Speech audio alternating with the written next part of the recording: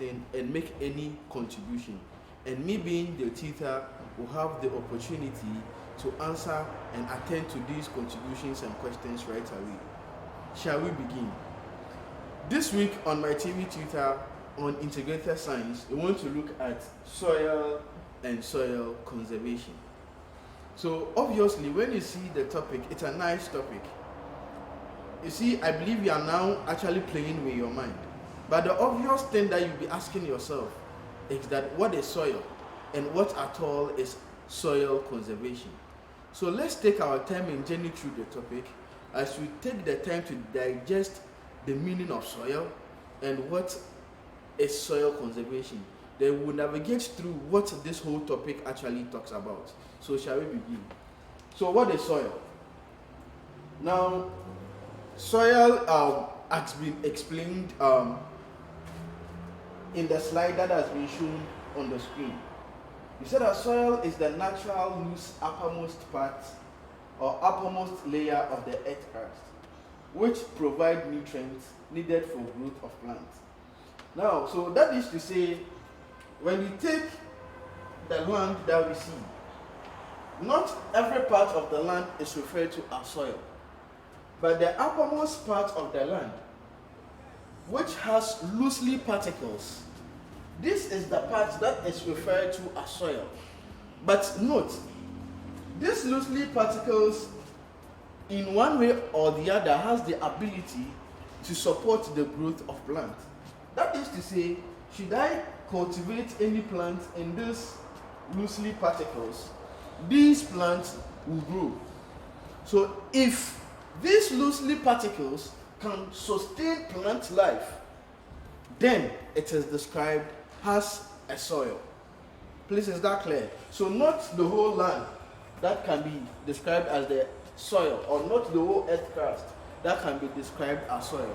It is the loosely uppermost part of this land which supports plant growth that can be described as a soil. Now with that explanation, now let's look at the constituents of soil. What make up the soil? Now when you want to look at the constituents of soil,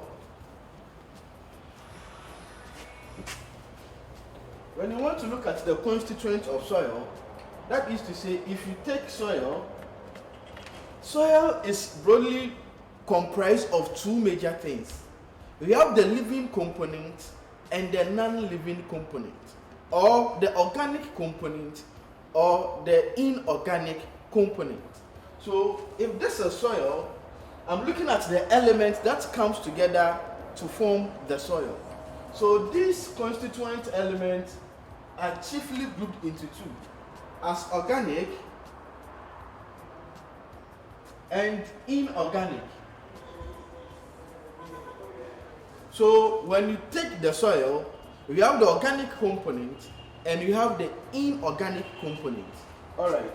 The organic components are made up of two. These organic components are the living organisms found in the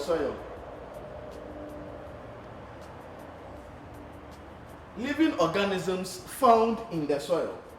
And again, the humus, which is actually made up of dead organic matter. So these two forms the organic component. And I said the organic component is also referred to as the living component.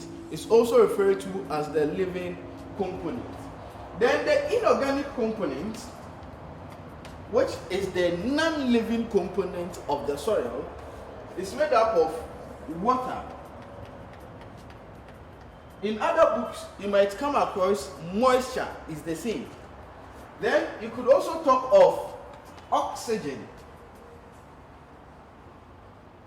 or in other words, air, which sometimes some books will refer to as soil air. All right. The next component, which is the inorganic component, is the mineral salt.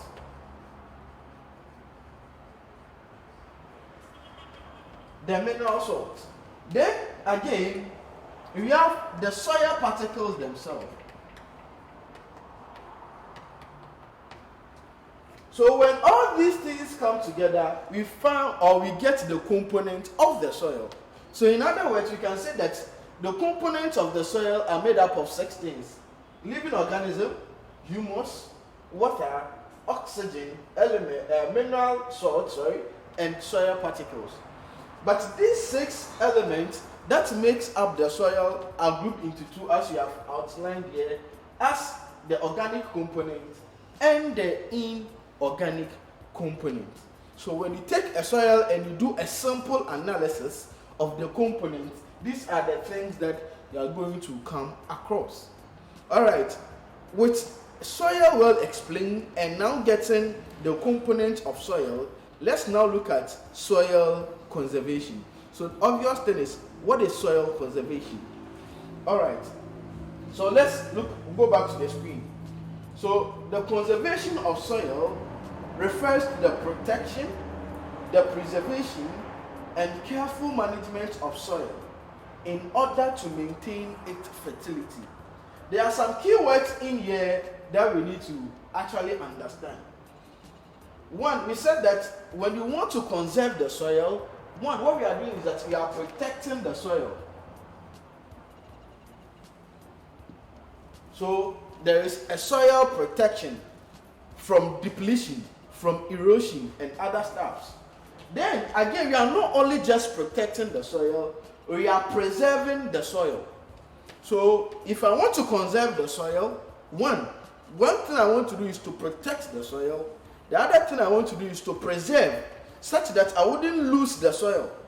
Because when erosion sets in, it is the washing away. So in that case, you can't reserve or preserve the soil. You will lose some of the soil particles. So when I want to conserve the soil, one of the key things I also want to do is to preserve the soil. Then, after protection and preservation, I want to carefully manage the soil. What is the goal of all these things? So that the soil will not lose its fertility. We know that when the soil loses its fertility, it cannot support plant growth, and plants cannot develop well in these soils. So that is the reason why I need to protect, I need to preserve, and I need to manage the soil in such that its fertility wouldn't be lost. So when I'm doing this with the intention of preserving, protecting, and maintaining the soil fertility, then what I'm doing is that I am conserving the soil. Now the thing is, what do we do? What can I do to conserve the soil now that I know how, or now that I know what it means to conserve soil? So what are the ways one can use to conserve the soil? In other words, what can I do to protect the soil? What can I do to preserve the soil? And what can I do to maintain the fertility of the soil? Now, the things that I'm going to do in order to maintain the fertility, in order to protect and preserve the soil, are called method of soil preservation. So we want to look at the method that one will use to preserve the soil. Now, there are many methods, but we want to handpick handful of them, then we would talk about them. The very first one we want to talk about is cover cropping. So cover cropping is a method one can use to preserve the soil. So what is cover cropping? Cover cropping is a process whereby any broadleaf crop is grown to cover the surface of the soil.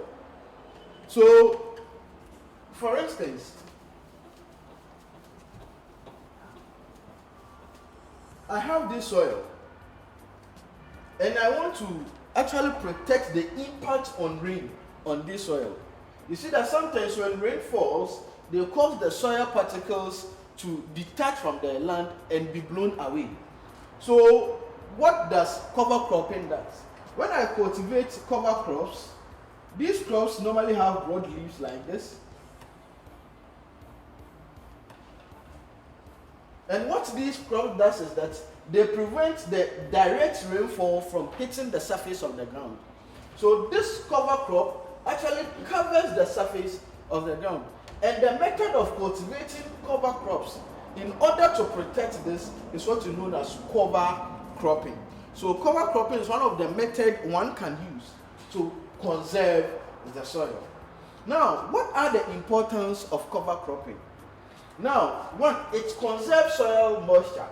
That is to say, when the sun is shining, the water particles or the water molecules in the soil wouldn't evaporate. Thereby, because the sun is not having a direct contact with the land, so the water in there is conserved. The moisture in there wouldn't evaporate out of the soil. So when I grow the cover crop, it helps me to maintain the soil moisture. Okay. Now, it also prevents weeds using up nutrients. Now, because these crops are there, even if weeds will grow, they will be limited. Thereby, there will not be competition for nutrients. All right. Some of these cover crops are mostly nitrogenous crops. And you know that nitrogenous crops are crops that actually tend to fix nitrogen into the soil.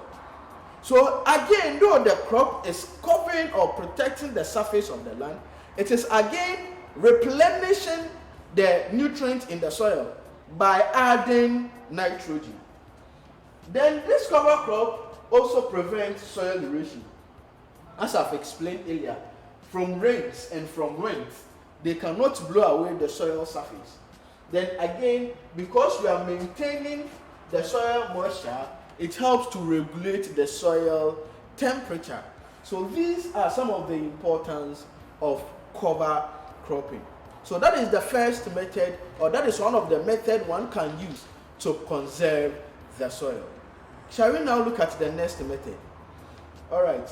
Another method one can use to conserve the soil is terracing and contour plowing. It's terracing and contour plowing. Now, let's say you have a hill like this. Now, you realize that anytime it rains, this rains cause an overflow and runs down the steep of the hill, washing away some of the soil. Now, when this happens continually, what we mean is that all the uppermost parts of the soil, which can support plant growth, are washed away. So how do I conserve this soil?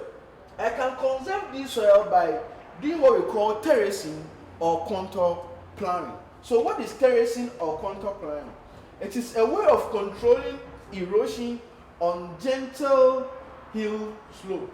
So over here, I plow along the contour. I plow along the contour, creating what will be like steps or steps. So these steps actually slow down the movement of water or the movement of rainwater that is coming as a result of runoff. So what happens is that these water molecules, when they get here, will slow down before they get here. So the rate at which they wash down the loosely part of the soil becomes reduced. Thereby, I conserve this soil. And when I'm planting on these hills too, I plant along the contours. So that is terracing and contour plowing. Another way you can also conserve the soil is strip cropping. What is strip cropping? It is a method of controlling soil erosion on hill slopes like this by using crops. So as I said, you can cultivate these crops there after you have contour plowed to also help reduce soil erosion.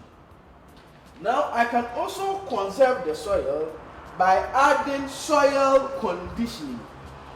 Someone will ask, what is soil conditioning? So when I add some conditioning to the soil, like lime, it helps me conserve the soil. So let's look at what these soil conditionings are. So soil conditionings is the use of soil stabilizers, such as lime and organic matter. Now you see, when I'm adding lime, what does that mean? It means that the soil is acidic, and I want to reduce its acidic nature. Right? So the use of soil stabilizers, and examples of these soil stabilizers are lime and organic matter, to improve the soil structure and enhance its water holding capacity. So when I add organic matter to the soil, what happens is that the organic matter goes a long way to improve the texture, to improve the structure of the soil as a whole, thereby improving on the water holding capacity.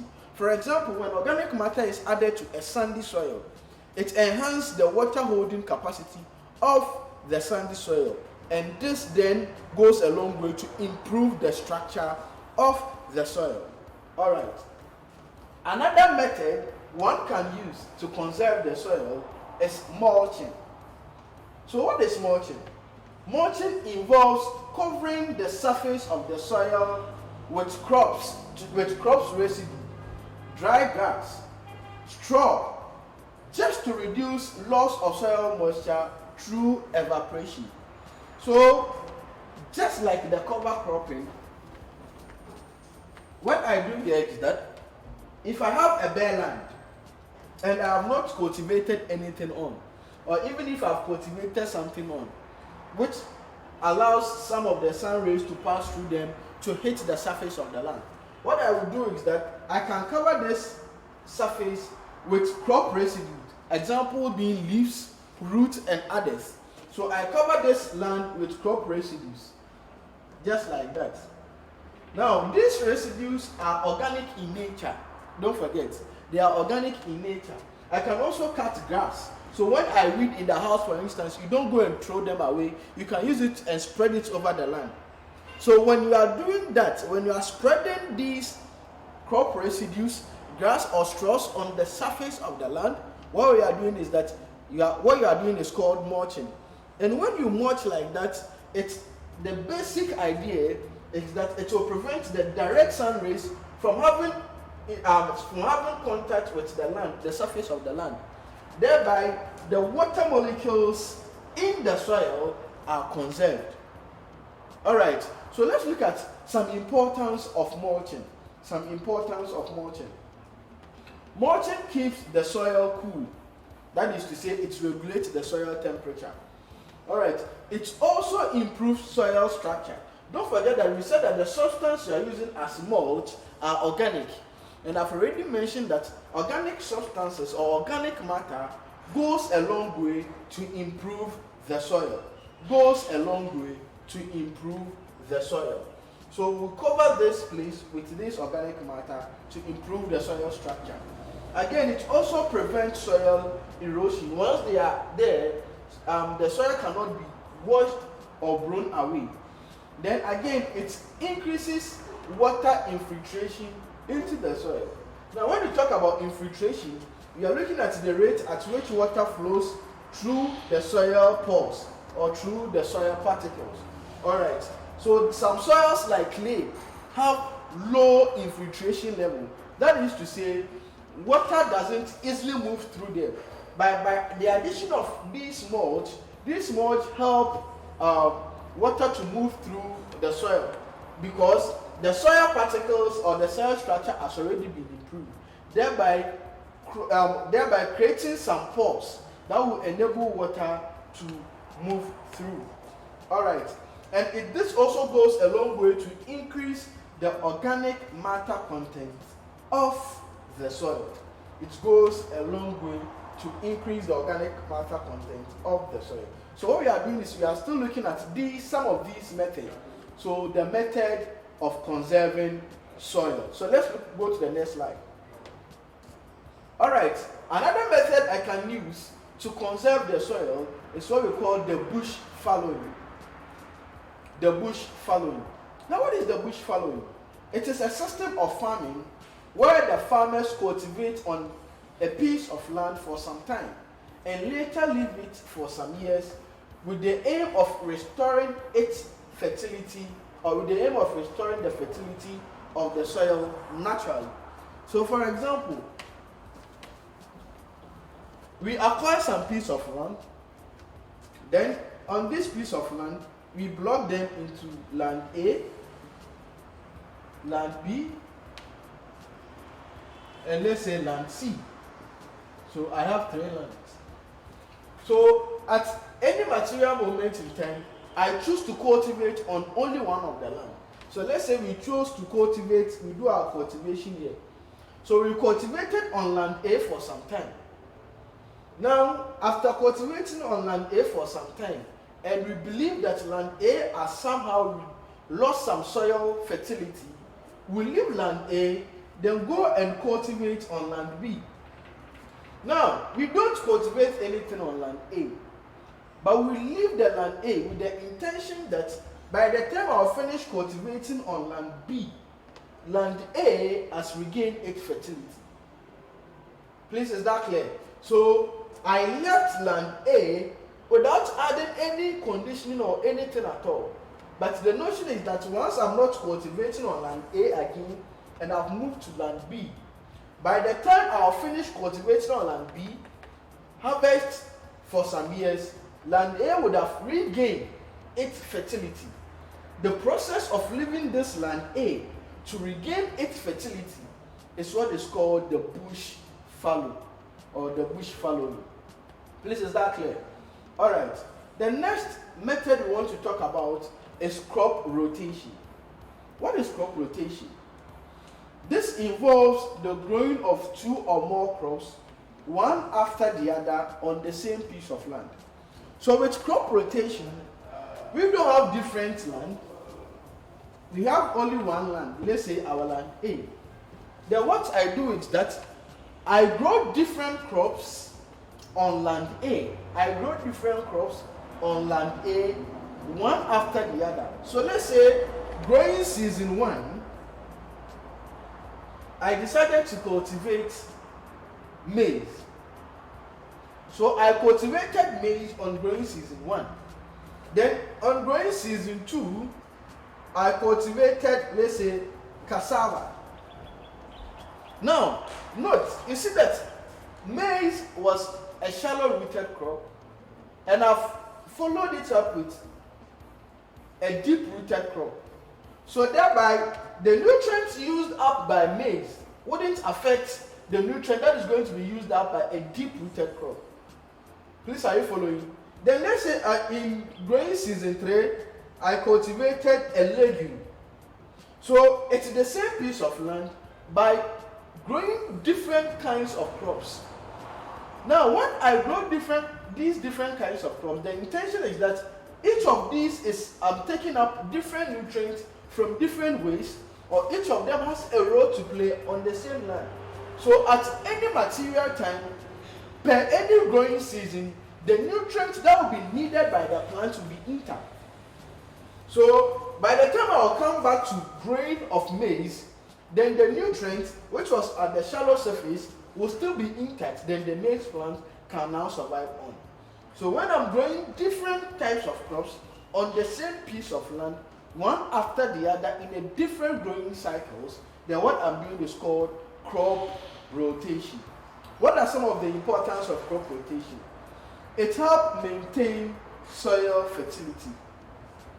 Now, because you also grow different types of crops, weeds, pests and diseases are easily controlled. Because the pest or disease that will be attacking maize will not be the same pest and disease that will be attacking cassava. So the frequency within which these pests and diseases will attack these plants are minimized. Alright, leguminous crops are added. So you saw me mention, let's say, granules, which is a leguminous crop. Then these crops are added to add what? Nitrogen back to the soil.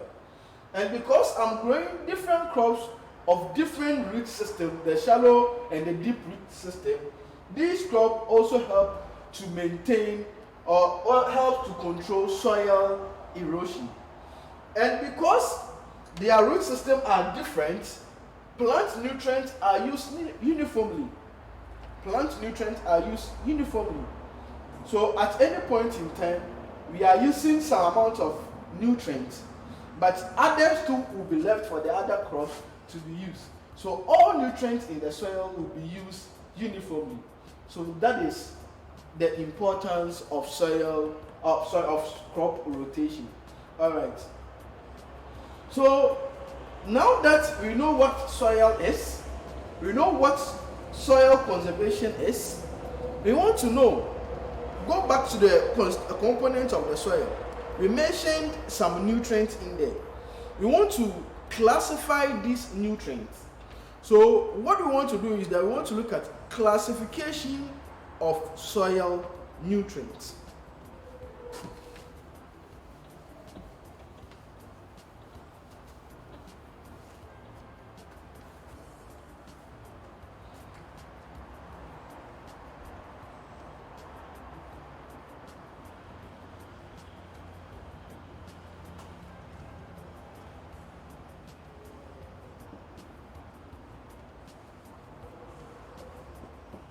So classification of soil nutrients. Before we can even classify these soil nutrients, now what do we understand by soil nutrients? Now to understand these soil nutrients, let's go back to the screen. We have captured this definition for you to understand what these soil nutrients are before we even go on to look at how to classify them. So plants require nutrients from the soil for good growth and healthy development. These nutrients are referred to as essential nutrients. So this nutrient that we are talking about, that plants will require for growth and development, are referred to as what? Essential nutrients. So the obvious question would be, what will qualify a nutrient to be classified as an essential nutrient? And why is it that all nutrients in the soil are not classified as an essential nutrient? Alright, so we are referring to these nutrients that actually is needed by plants for good growth and healthy development as essential nutrient because one, they are directly involved in the physiological activities of the growing plant. So for a nutrient to be classified as an essential nutrient, the nutrient needs to have a direct relationship with the growing of the plant. That is to say, if the nutrient is there, the nutrient needs to be able to support plant growth. If that nutrient doesn't support plant growth, then we cannot classify that nutrient as an essential nutrient. Number two, deficiencies of these elements should cause abnormalities or injury to the plant. For instance, if I'm saying that calcium is an essential nutrient, then what it means is that if calcium is not present, there should be a deficiency symptom in the plant because the plant will need the calcium to grow. So if I'm classifying a nutrient as essential nutrient, what it means is that if that nutrient is not there, I need to see some deficiency in the plant. If I'm not seeing any deficiency in the plant, then we cannot classify that nutrient as an essential nutrient. Alright, then the deficiency symptoms can only be corrected by supplying the nutrient that is lacking. That is to say, if I'm saying that a plant is suffering from what we call stunted growth as a result of, let's say, lack of calcium, then what it means is that I should be able to correct that deficiency by supplying that nutrient I'm saying the plant is lacking, in this case calcium.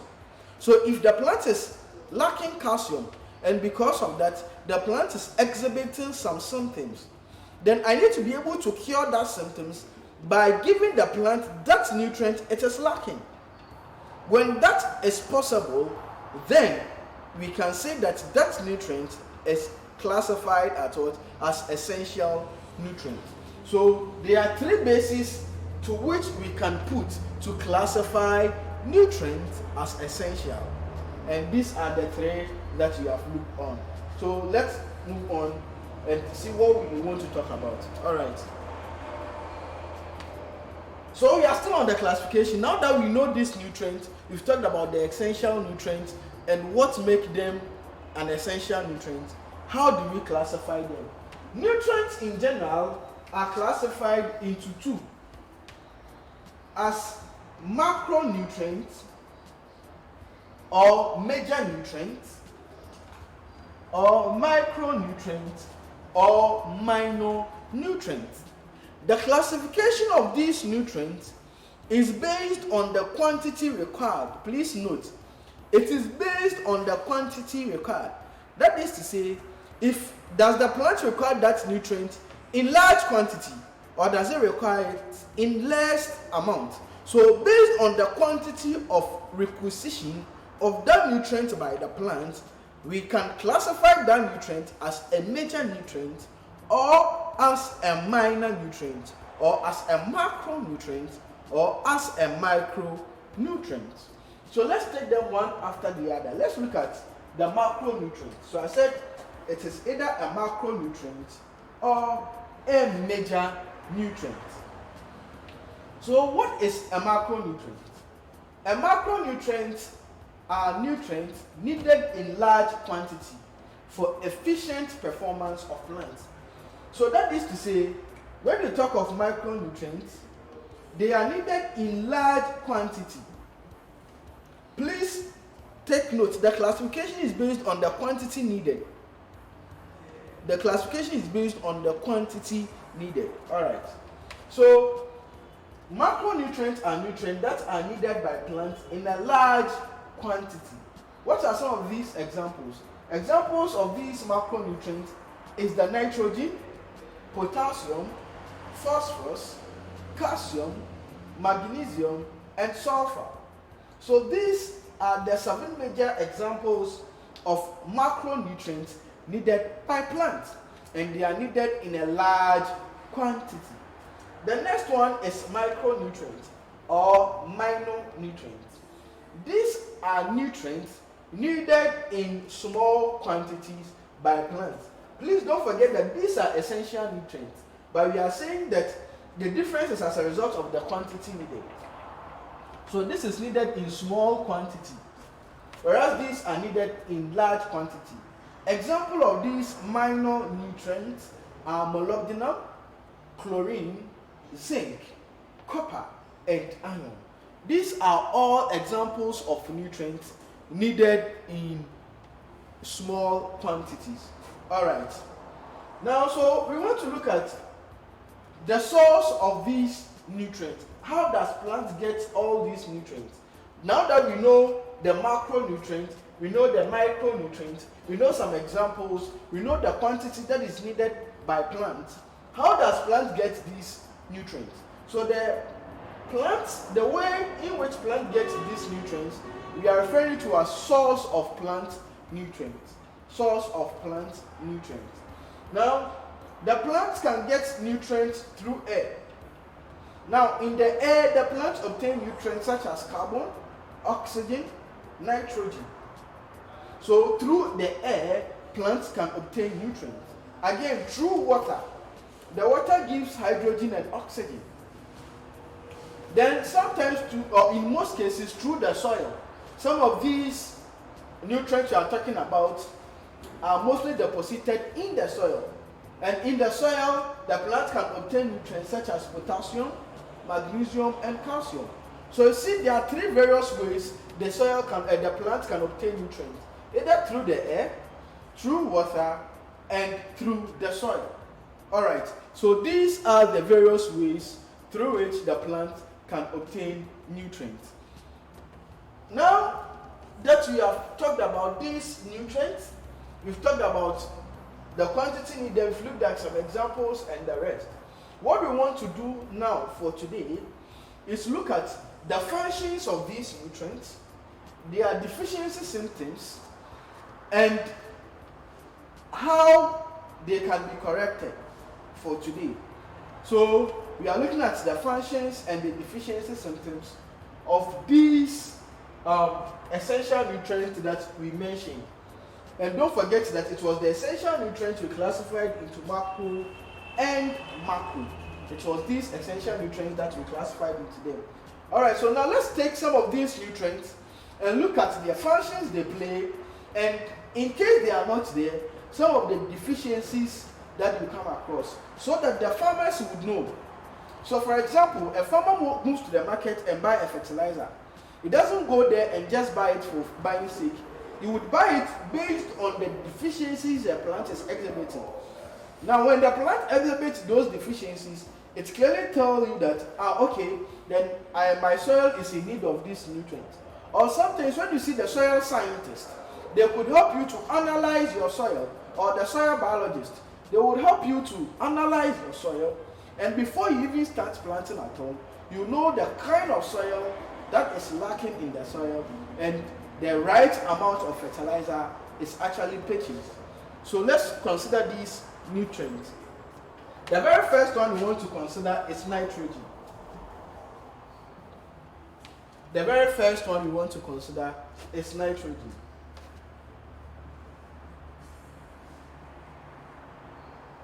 Now, what is the major function of nitrogen? Now, nitrogen is actually the major component of protein. It's a bigger component, or one of the major constituents of what? Of protein. So what it means is that if there is nitrogen, then the soil or the plant will have access to enough protein.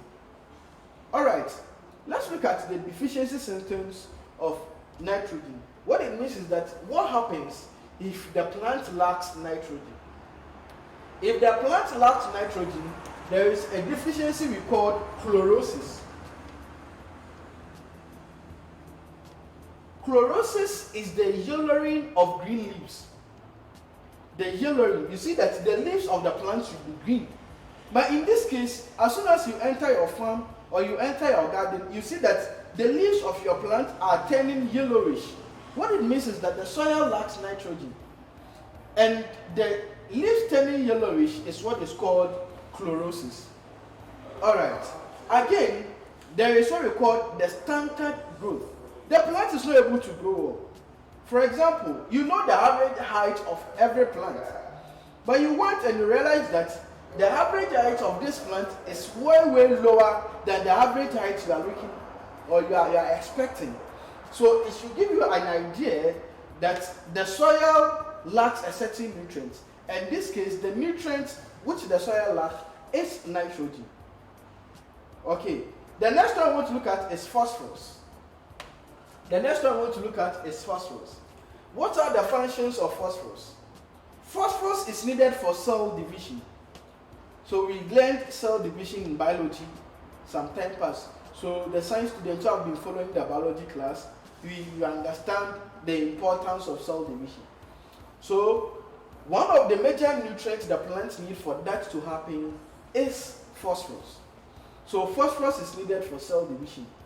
It is also needed for respiration and other metabolism. Alright, it aids in seed germination. That is to say, when the soil is rich in phosphorus, seed germination is rapid. Then phosphorus again aids in root development and seed and fruit formation. So if I want early development of roots, if I want our seed to mature in time, as well as the fruits, then the soil should be rich in phosphorus. So this is the major functions of phosphorus in plant or in the life of a plant. Now what happens if a soil lacks phosphorus? You see that the stems of some of the plants, especially the grasses, become slender. So the stems grow slender. Right. Again, there is also what we have. We also have what we call poor root formation. You see that the root of the plant will not be properly deformed. And once that is happening, note that the absorption of nutrients in the soil will be reduced because of the poor root formation. And this is as a result of lack of phosphorus. And again, there is also the stunting of green part of the plant. So you realize that the green parts of the plant are not growing very well. And when you see that, it is also as a result of lack of phosphorus. The next one I want to look at is potassium. So we have considered nitrogen already. We are considering phosphorus. And the next one we want to consider is potassium. But at this minute, I want to open the phone lines so that you can call to ask your questions and make your contribution. The numbers to call are 020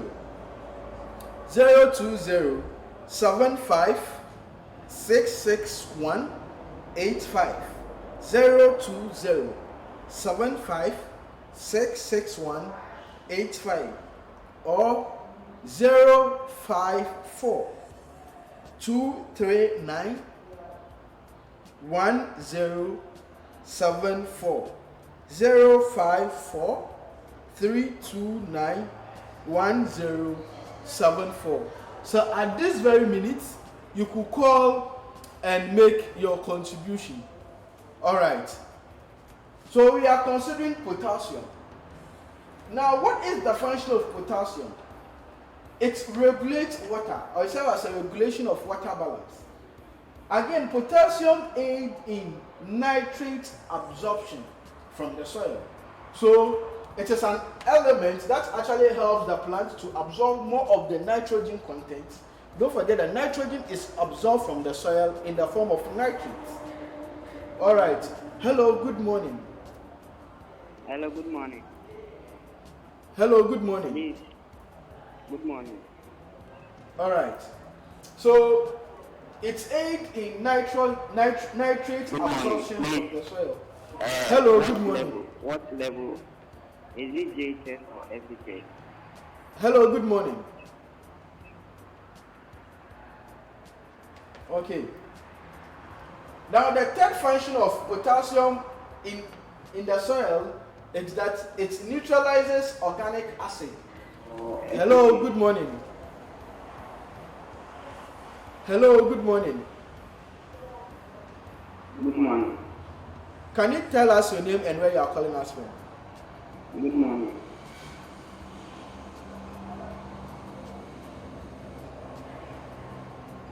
All right, you've lost the caller. Now, what is the deficiency symptoms? The deficiency symptoms of potassium is that chlorosis of leaves, or it causes chlorosis of leaves. And I've already explained chlorosis, that chlorosis is the yellowish, the green leaves turning yellowish. So you realize that the green leaves, the leaves that's supposed to be green, will be turning yellowish in color. Now, chlorosis can also be as a result of lack of potassium. So it cannot only be associated with potassium, with nitrogen. It can also be associated with lack of potassium. All right. Again, when there is lack of potassium, you see marginal browning of leaves. So you see that the margins of leaves. So if this is the leaf, you see that the margins of the leaf begins to brown. So once the margin of this leaf begins to brown, then what it means is that hello, good morning.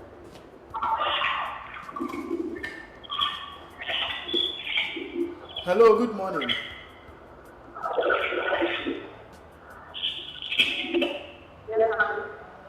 Can you kindly tell us your name? Can you kindly tell us your name? Can you kindly tell us your name and where you are calling us from? My name is Nana. Okay. Please, where are you calling from? I want to ask you that those cover open and everything and contract looking. This time for solid conservation problem. Okay, are you asking if the cover cropping is done only for soil conservation? I want to ask if is this type of soil conservation or what? Oh, okay, all right. I would answer that right away. So those methods we outlined earlier, we said they are method one could use to conserve the soil. Hello, good morning. Hello. Yeah, good morning. Can you kindly tell us your name and where you are calling us from? I'm calling from Makati. Please speak up for me. I'm calling from Makati. Can you please speak up? My question is, hello. Hello, good morning. Yes. Can you kindly tell us your name and where you are calling us from? My name is I'm calling from Makati. Please lower the volume on your TV set. Alright, we lost a caller unfortunately. So we are saying that I was answering the question that Akosia asked. So what we are saying is that those methods are ways one can use to conserve the soil. So they are just ways, they are methods one can use to conserve the soil if I want to conserve my soil. Alright. So we said that when the plant lacks potassium, you see that the margins of the leaf become brownish in color. Again, the leaf begins to curl. You see that the leaf, most of the leaves are flattened like this. But in this case, you see that the leaf begins to roll or curl up. Alright. And again, there is a delayed maturity of plant. When the plant lacks potassium, there is a delayed maturity of plant. Okay. So we are looking at some selected nutrients. Another nutrient we want to consider is calcium. Hello. Hello. Yeah, good morning. Good morning. Can you kindly tell us your name and where you are calling us from? The name is Wina calling from Ashanti. Can you please speak up for me? The name is Wina calling from Ashanti. Okay, please go on with your question. Yes, talking about nitrogen as a nutrient, a major nutrient. Yes, please. You know, the primary function is for the synthesis of protein, right? And so, without the deficiency, because nitrogen or protein is essential for development, research and needs to standard group. Yes, please. Right? Yes. You are saying right now that one of the deficiencies of nitrogen is chlorosis. Yes, please. So how will you relate that to the function? Because that could be another function. There could be another function for nitrogen. So with chlorosis, what is the actual function of nitrogen? Which when lack will be to chlorosis? Okay. All right. I hope you got my question. Yes, I've gotten your question. So we would attend to that right away. Okay, so when you look at nitrogen, one of the major functions is also it plays an important role in photosynthesis. Right. So we know that photosynthesis, for the purpose of this class, we will limit photosynthesis to green plants. Right. And we know that green plant contains chlorophyll. Hello, good morning. Hello. Hello, good morning. Hello, good morning. Can you kindly tell us your name and where you are calling us from? I'm calling from Katwa. I'm Wisdom. Please, your name. Hello. My name is Wisdom. Can you kindly speak up for us? Actually, this is very long here.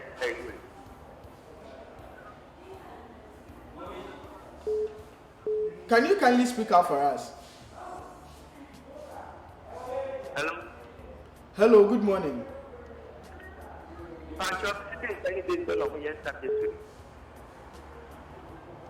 Well, my producer would sort that one out. Sorry, I'm not getting you. So, let's move on. Now, I was answering the question on chlorosis. So, we are saying that nitrogen is one of the chief elements that plays a role in photosynthesis. And as I said, hello, good morning. Hello, good morning.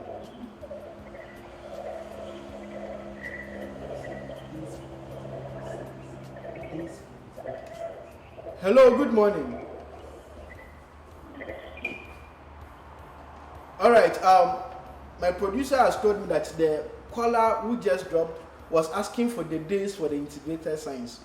Now, integrated science is on every Tuesday, 8:30 to 9:30. Every Tuesday, 8:30 to 9:30. So we were answering the question on chlorosis, how we can link it to its function.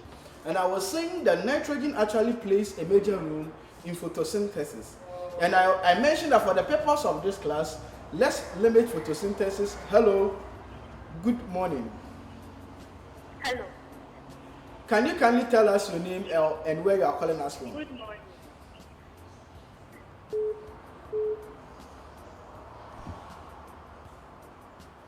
Please, I'm calling from Kaswa. Okay, please go on with your submission.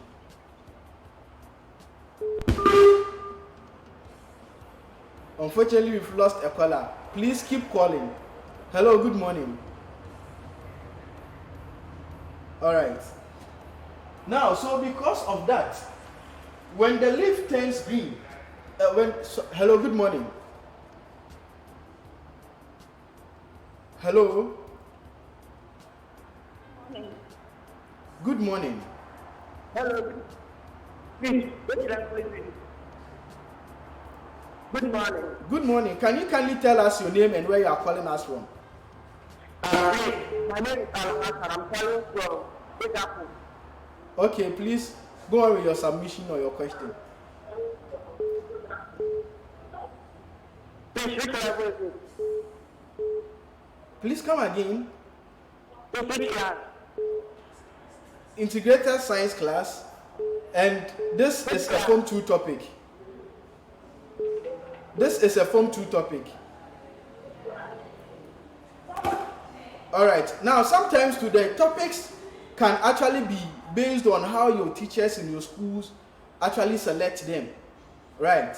So, in most cases, the topics in science are interconnected. So, it depends on how your teachers in your various schools reshuffle them. But this is a second year topic.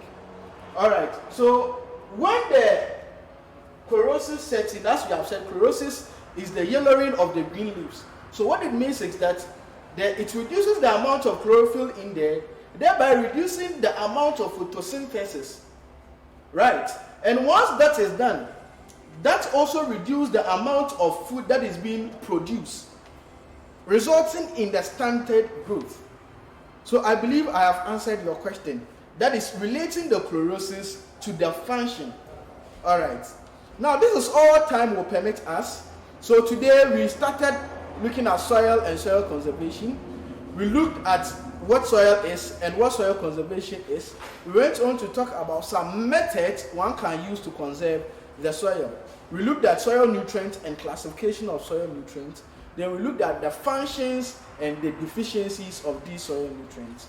I believe you enjoyed the class, and as usual, my name is Smith Arthur, and I was your tutor. You can call me for any further deliberations on 024 500 6515.